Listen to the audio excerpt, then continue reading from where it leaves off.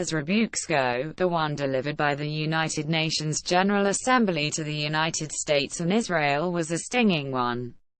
On Thursday, an overwhelming majority of 128 voted to oppose U.S. President Donald Trump's decision to recognize Jerusalem as Israel's capital. They came in their droves to vote on the UNGA resolution, from Albania to Azerbaijan, from Botswana to Brazil and from Suriname to Switzerland. One by one, they all delivered their crushing verdict: Mr. Trump's unilateral recognition of Israeli sovereignty over occupied Jerusalem was unlawful. Even allies of Washington, among them the United Kingdom, France and Germany, did not hold back in expressing deep regret over the U.S. decision and backing the resolution, stating the Holy City was a final status issue to be resolved through negotiations in line with relevant UN resolutions. Both the U.S. and Israel have reacted with petulance and threats. Israeli Prime Minister Benjamin Netanyahu dismissed the UNGA as a theater of the absurd, despite the fact Israel saw fit to vote on the resolution. Trump declared, "We don't care," and threatened to cut financial aid to any countries who failed to back him.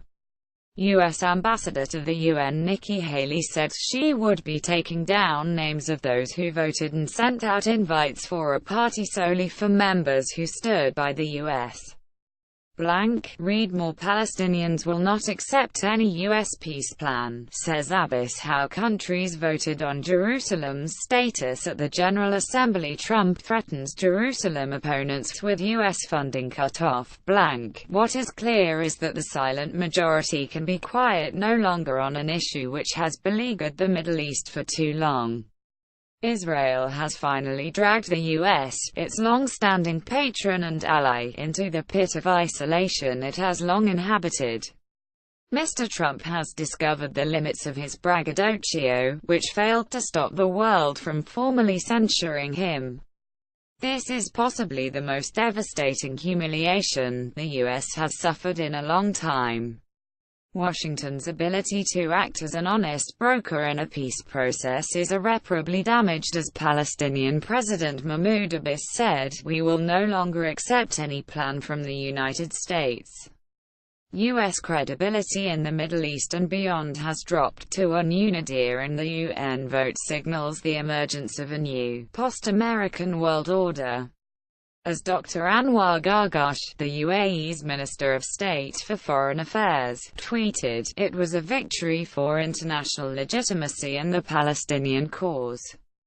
Perhaps the U.S. feels it can thumb its nose at the world because resolutions passed in the UNGA, for all their symbolic power, are non-binding. Only measures passed by the Security Council carry the force of international law.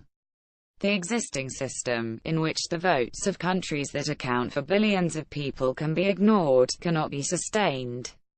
But even with its imperfections, the UN sent out a message, loud and clear: the status of Jerusalem is not for the US to decide. Follow the National's opinion section on Twitter.